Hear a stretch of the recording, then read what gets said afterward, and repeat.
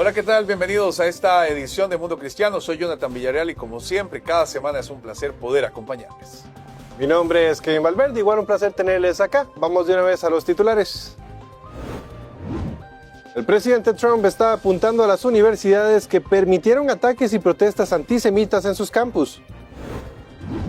El vicepresidente de Estados Unidos levantó la voz por un hombre acusado por orar en silencio cerca de una clínica de abortos en el Reino Unido.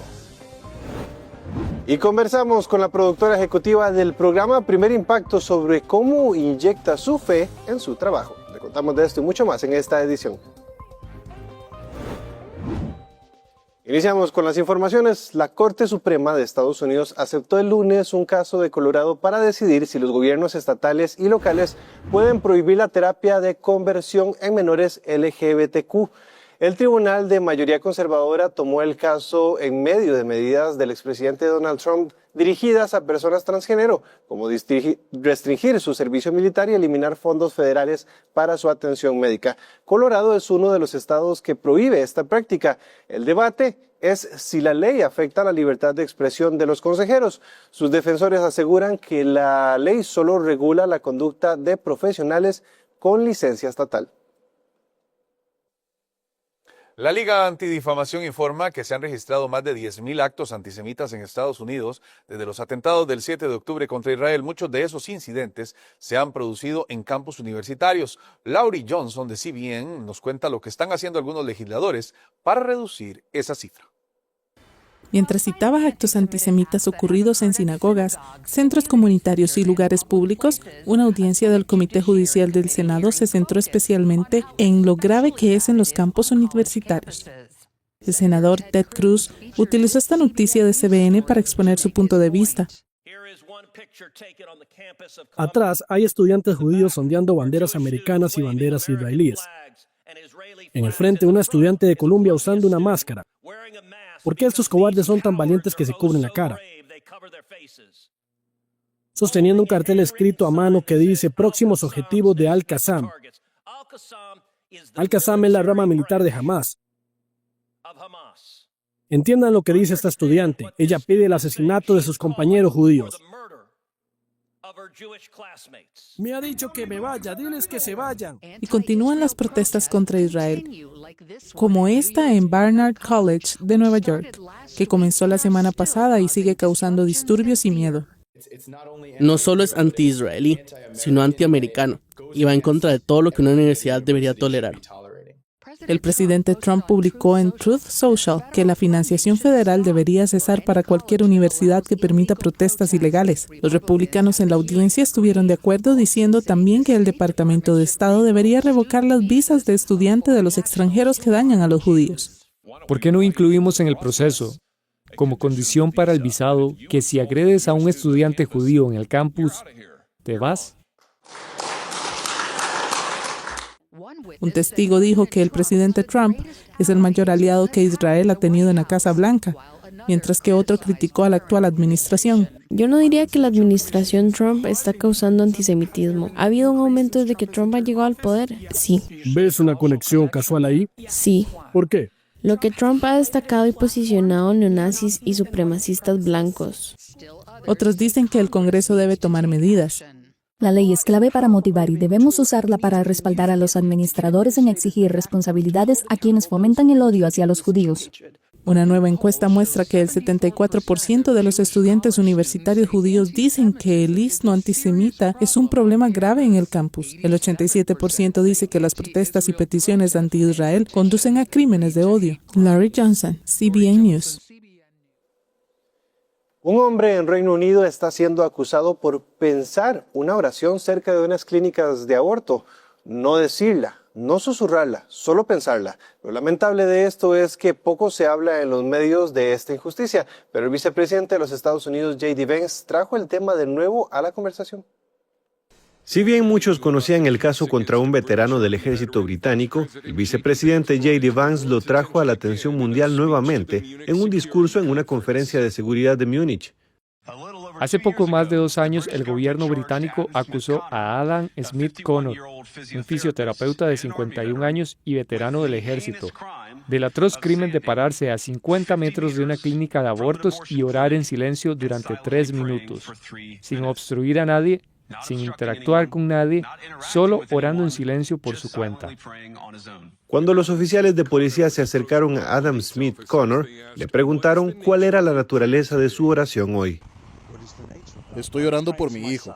La acusación contra él es lo que muchos llaman un delito de pensamiento. Conocimos a Smith Connor en una iglesia en Southampton, Inglaterra, donde nos contó un sueño terrible que lo llevó al movimiento Provida, un sueño en el que estaba descuartizando a un bebé. Estaba descuartizando a este bebé como si estuviera descuartizando el asado del domingo. No tenía ningún sentimiento de culpa ni nada. No tenía ningún sentimiento de nada por estar haciendo esto. Cuando me desperté fue como una pesadilla al revés. Entonces me horroricé al pensar que había descuartizado a este niño y sabía que era mi hijo. Y me horroricé al pensar que no había sentido nada al hacerlo. Y durante los días siguientes me di cuenta que estaba relacionado con un aborto que había pagado 2 décadas antes. Que ese aborto ni siquiera se había pasado por la cabeza. Pero Dios sabía que eso estaba ahí en mi conciencia. Sabía que no iba a resolverlo por mí mismo. Así que por eso necesitaba ser purificado. Entonces siento que me dio esa visión, ese sueño para despertarme y darme cuenta de lo que había sucedido. Adam empezó a ir a clínicas de abortos para orar por su hijo y finalmente fue acusado por eso. Me pidieron que me fuera del área. Me negué porque no creo que la oración pueda considerarse un acto criminal o ilegal. Estaba fuera del campo de visión de la clínica, detrás de un árbol, y no miré a nadie. No me acerqué a nadie. No hablé con nadie. La nueva ley de zona de contención del Reino Unido hace ilegal que alguien haga algo que influya intencional o imprudentemente a la decisión de alguien de utilizar servicios de aborto. La ley se aplica dentro de un radio de 150 metros del proveedor de servicios de aborto. Al utilizar la palabra influencia, no está muy claro qué significa la ley. Louis McClatchy Miner, de Alliance Defending Freedom International, dice que el uso que hace el gobierno de la palabra influencia ha creado una ley muy amplia que podría utilizarse potencialmente contra conversaciones privadas, así como contra los pensamientos y oraciones de una persona. Pero, ¿qué pasa con una madre que le pregunta a su hija, ¿estás segura? ¿Eso es influencia? ¿Qué pasa con una amiga que ofrece apoyo a una mujer que está considerando continuar con su embarazo? ¿Es esto influencia? Una científica médica jubilada de 63 años en Bournemouth, Inglaterra, también fue sometida a juicio por estar cerca de una clínica de abortos y sostener un cartel que decía, aquí puedes hablar si quieres, al hablar con mujeres que se acercaban a ella. ¿Qué estás haciendo hoy? Estoy orando. ¿Estás rezando? Sí. En Escocia, una carta enviada a los ciudadanos advierte que cualquiera que viva dentro de una zona de contención de una clínica de aborto podría violar la ley mientras se encuentre dentro de su propia casa. Algunos piensan que podría incluir orar cerca de una ventana si pasa una mujer que busca un aborto. Smith Connor dijo que está agradecido de que el vicepresidente Vance lo haya defendido ante los líderes mundiales. Adam Smith Connor es un veterano del ejército británico que arriesgó su vida en Afganistán por la causa de la libertad, solo para regresar a su casa y ser condenado por un delito de pensamiento. Smith Connor dijo que piensa en el precio personal que pagó y en cómo un amigo cercano dio su vida para proteger los mismos derechos que ahora el gobierno le ha quitado. Siento una profunda tristeza por el hecho de que nuestra nación haya caído tan bajo tan rápidamente. Creo en la Biblia y en lo que ella dice, y lo vivo en mi vida. Y el hecho de que ahora me condenen por hacer eso creo que es bastante chocante. Y el absurdo de un juicio por el contenido de tu mente, el contenido de tus oraciones, simplemente no tiene lugar en una sociedad liberal, libre y democrática. Y sin embargo, aquí estamos. Se ha fijado una apelación de la condena de Adam para julio. Dale Hort, CBN News, Southampton. Hacemos una pausa y al volver, escuelas combinan la agricultura y la fe para hacer crecer una generación próspera en todos los aspectos.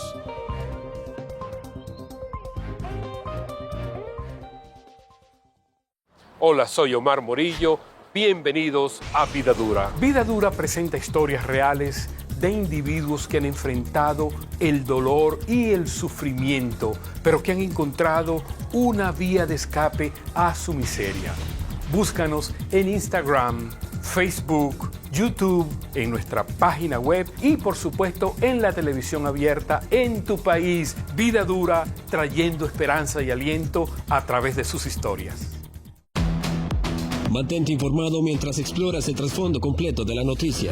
Escucha el podcast Cuenta Regresiva desde tu plataforma de preferencia: Spotify, Apple Podcasts y Google Podcasts. Encuéntranos en el buscador de tu app favorita como Cuenta Regresiva de Mundo Cristiano. Y suscríbete para recibir semanalmente el capítulo en estreno. También puedes disfrutar cada episodio en video donde complementamos nuestros análisis con gráficos y contenido visual desde nuestro canal de YouTube Mundo Cristiano. Desde la oficina, casa o en carretera, ahora podrás informarte con el podcast Cuenta Regresiva.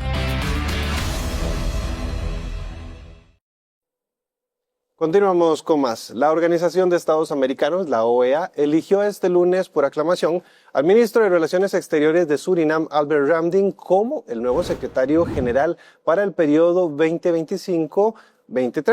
Su designación se produce tras la retirada de la candidatura del canciller paraguayo Rubén Ramírez Lezcano, un diplomático de postura provida quien se vio obligado a declinar su postulación ante la falta de apoyo regional, atribuido a razones ideológicas, según lo denunció RCC Paraguay. De acuerdo con el análisis del medio paraguayo, la decisión de 5 países sudamericanos, Brasil, Colombia, Bolivia, Chile y Uruguay, de retirar su respaldo a Ramírez Lezcano se debió exclusivamente a su orientación política y no a errores diplomáticos. RCC Paraguay señala que el retiro del apoyo fue resultado de una articulación regional de gobiernos de izquierda para bloquear la candidatura paraguaya en favor de una línea más alineada con la agenda progresista. Nicaragua se retiró del Consejo de Derechos Humanos de la ONU después de ser criticada por su sistemática represión de los derechos humanos, las normas democráticas y los grupos religiosos. Esto informó un grupo de vigilancia de la persecución. Según el grupo que acabo de mencionar, llamado International Christian Concern, los líderes han transformado la nación democrática en un régimen pseudo dictatorial. El presidente Daniel Ortega y su esposa, la vicepresidenta y primera dama Rosario Murillo, calificaron su decisión de abandonar el Consejo de Derechos Humanos la semana pasada como un movimiento, y abro comillas, soberano e irrevocable. Cierro comillas. Expertos de la ONU instaron a que se tomen medidas legales contra Nicaragua, señalando abusos de derechos humanos en el país. En los municipios de El Salvador, marcados por la extrema pobreza, surgen semillas de esperanza. Las escuelas cristianas agrícolas, un proyecto impulsado por la Iglesia, están transformando vidas, combinando fe y conocimiento de la agricultura sostenible para cultivar un futuro mejor. Aquí es Morro Grande, a 87 kilómetros al occidente de San Salvador, una de las zonas destacadas dentro del mapa de extrema pobreza. La seguridad alimentaria de las familias agricultoras de este lugar ha dado un giro positivo gracias a las escuelas cristianas agrícolas, una iniciativa impulsada por la Iglesia Evangélica y Compasión Internacional. Se les enseña a preparar la tierra, a sanitizarla y poder tener una tierra saludable donde la planta pueda hacer una buena producción. En esta comunidad, donde la agricultura es el principal sustento, las condiciones climáticas extremas solían afectar gravemente la producción de alimentos. Específicamente, sequías prolongadas y excesos de lluvia. A pocos pasos de los cultivos de chile y tomate se encuentra el templo de la comunidad. Mientras los jóvenes preparan sus presentaciones para la escuela dominical, un grupo de feligreses se dirige a participar de su escuela cristiana agrícola.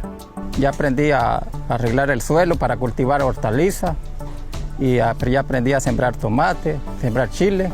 Haciendo cosas nuevas, cosas que yo no sabía, las estoy practicando en mi casa.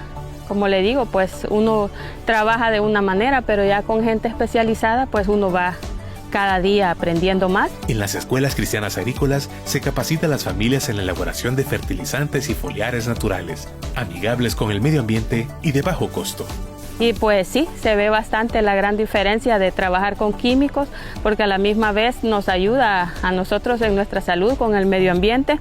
Y pues la verdad sí se ve bastante mejora en las plantas, como las de guineos, ayotes, cosas así, ¿verdad? Porque sí, es mejor y el producto es más saludable y sabe de mejor sabor. Además se fomenta el emprendimiento agrícola, con la producción de granos básicos, peces, carne de aves y huevos. Por lo menos yo en mi hogar, en mi caso, que somos 5, comprábamos más de $1 de huevo. Ya hoy ya no lo compramos.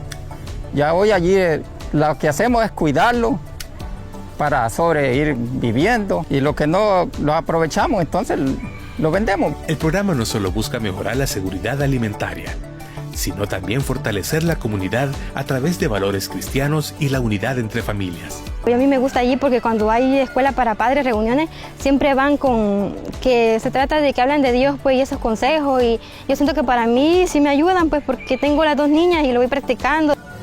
En Morro Grande, unas 20 familias de 8 iglesias se benefician del programa, pero la cobertura es a lo largo y ancho de El Salvador, donde unas 900 familias agrícolas se han formado en las escuelas cristianas agrícolas. Nos encargamos también de generar capacidades a la iglesia para el manejo técnico, pero también generar capacidades para la administración de la producción, desde el proceso de siembra hasta el proceso de cosecha. En las escuelas cristianas agrícolas se sigue sembrando esperanza y cosechando un futuro autosostenible para las familias rurales. Los hermanos técnicos vinieron a enseñarnos esta práctica de esta escuela. Esperamos más que nosotros poder aprender y enseñarle a otras familias que no puede. Desde Morro Grande, El Salvador, Francisco Laínez, Mundo Cristiano. Hacemos una pausa y al volver conversamos con la productora ejecutiva del programa Primer Impacto.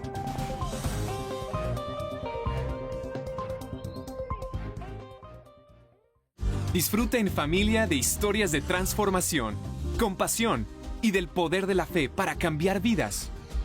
No te pierdas el programa y únete a Club 700 Hoy. ¿Ya viste lo completa que es la app de Superlibro? En esta Biblia encontrarás versiones en muchos idiomas. En español podrás encontrar 3 versiones. También está la opción que te permite escucharla sin tener que leerla. Y lo mejor es que puedes seguir escuchándolo con el teléfono bloqueado. Conforme vas leyendo, verás 4 iconos diferentes en medio de la lectura, que te conectarán con la sección de personajes, respuestas bíblicas, juegos y videojuegos que están relacionados al pasaje.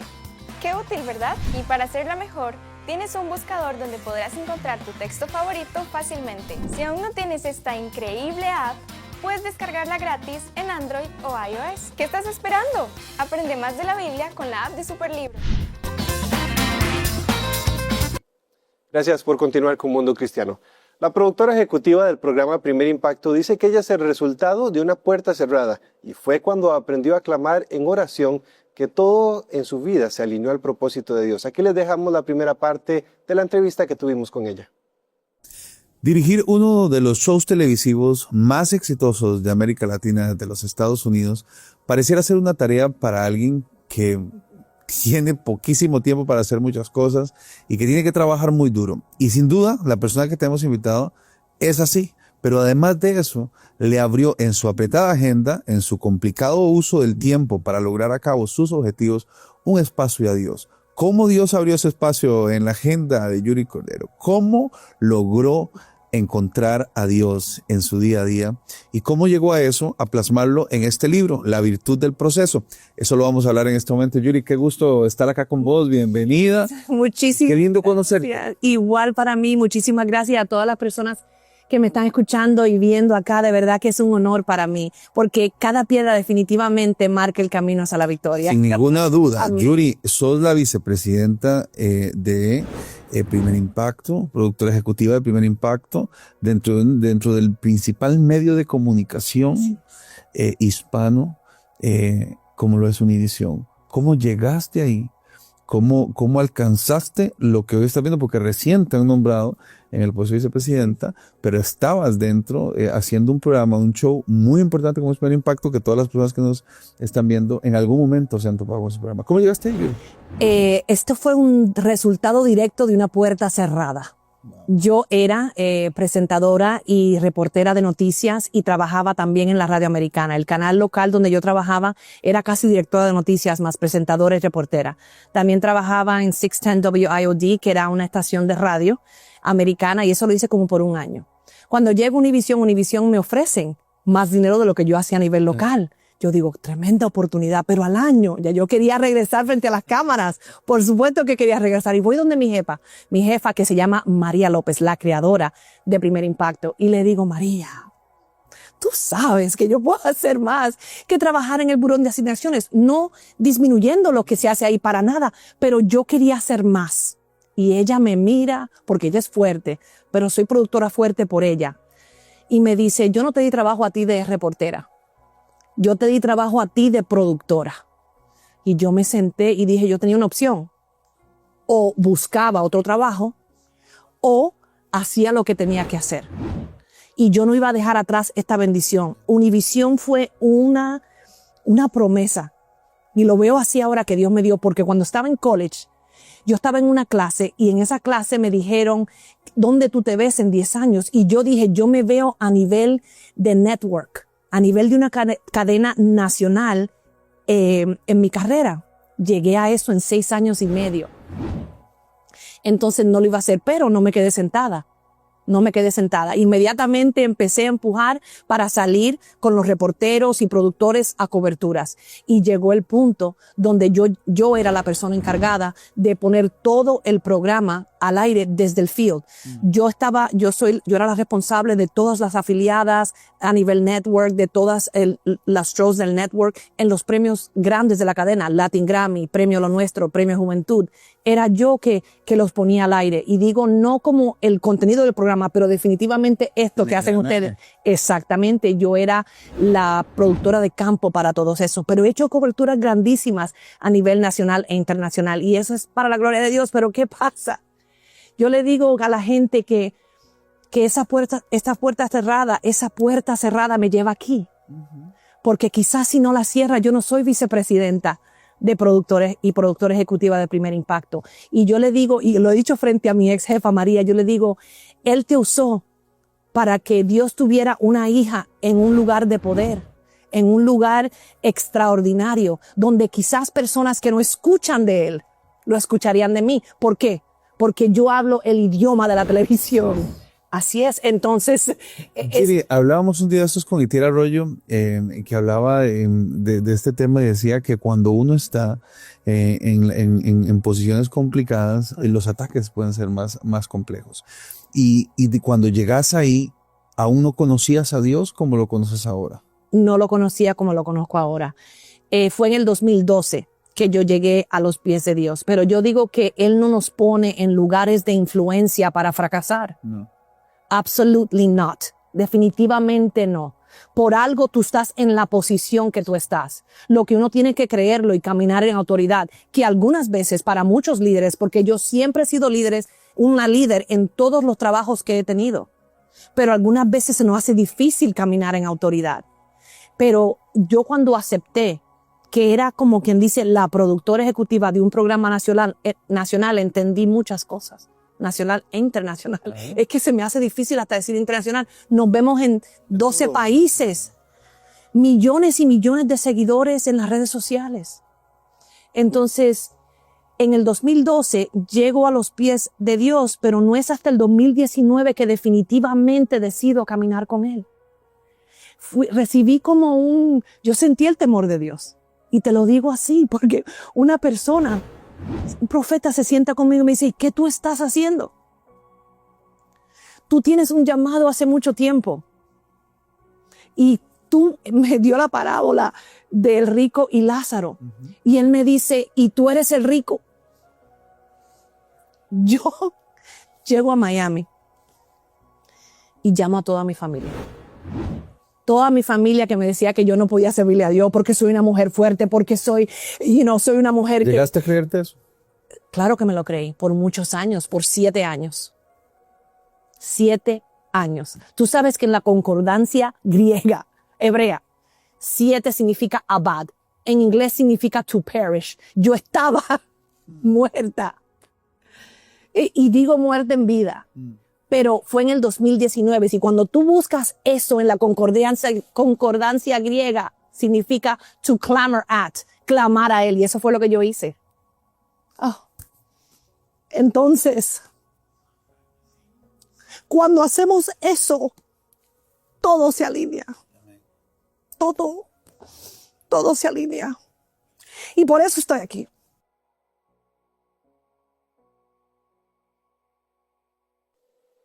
Cambiamos de tema. En relación con la guerra de Gaza, la Casa Blanca ha confirmado que está manteniendo negociaciones directas con Hamás en un esfuerzo por lograr la liberación de los rehenes estadounidenses, mientras que Israel está dando señales de creciente frustración por la acción estadounidense. Nuestro corresponsal de guerra, Chuck Holton, tiene esta historia y más.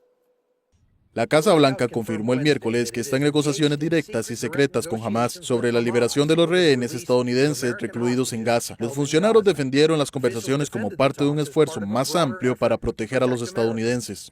Y mire, el diálogo y hablar con gente de todo el mundo para hacer lo que es mejor para el pueblo estadounidense es algo que el presidente ha demostrado, que es lo que él considera un esfuerzo de buena fe para hacer lo que es mejor para el pueblo estadounidense. Después de que 33 rehenes fueran liberados en las últimas semanas, 59 aún permanecen cautivos en Gaza. El presidente Trump se reunió en la oficina oval con los recientemente liberados, quienes le agradecen sus esfuerzos. Me mataron de hambre y me torturaron. Tú eres la razón por la que estoy en casa con vida. En una publicación en las redes sociales, el presidente Trump llamó a Hamás enfermo y retorcido y los llamó a liberar a los rehenes o habrá un infierno que pagar. La gente no se da cuenta de que el presidente se reúne con esta gente, escucha sus historias, está indignado y con razón, está cansado y ha perdido la paciencia con eso. Hamás respondió que solo liberará a los rehenes restantes cuando haya un alto al fuego permanente. En Israel, el teniente general Herzi Halevi renunció oficialmente al cargo de jefe del Estado Mayor de la CFDI. En su discurso de despedida, reflexionó sobre los desafíos que enfrentó durante su mandato. Este es mi turno y lo que ocurrió es mi responsabilidad. Por supuesto, hubiera preferido que nada de esto hubiera sucedido. El teniente general Eyal Zamir asume el poder, prometiendo traer la victoria a Israel y garantizar la seguridad de la nación. No perdonaremos ni olvidaremos. Perseguiremos a nuestros enemigos y los alcanzaremos. Mientras tanto, en un fuerte mensaje a las Naciones Unidas, un activista sirio llamó a los gobiernos regionales que apoyan el terrorismo mientras condenan a Israel. Y quiero testificar ante Dios y ante ustedes. Israel no es el problema. Le pregunto a Qatar, ¿por qué financiaron el terrorismo? Irán, ¿por qué envían miles de millones a Hamás y a Hezbollah en lugar de liberar a su propio pueblo que sufre opresión y pobreza? Egipto, Jordania, Líbano, Siria, sean mejores árabes, sean mejores musulmanes. Estados Unidos está clasificando a los rebeldes hutis apoyados por Irán como organización terrorista extranjera. Se enfrentan a nuevas sanciones estadounidenses que buscan cortarles la financiación y las armas. Y de esta manera llegamos al final del programa. Nos vemos, si Dios lo permite, en 8 días. Dios les bendiga.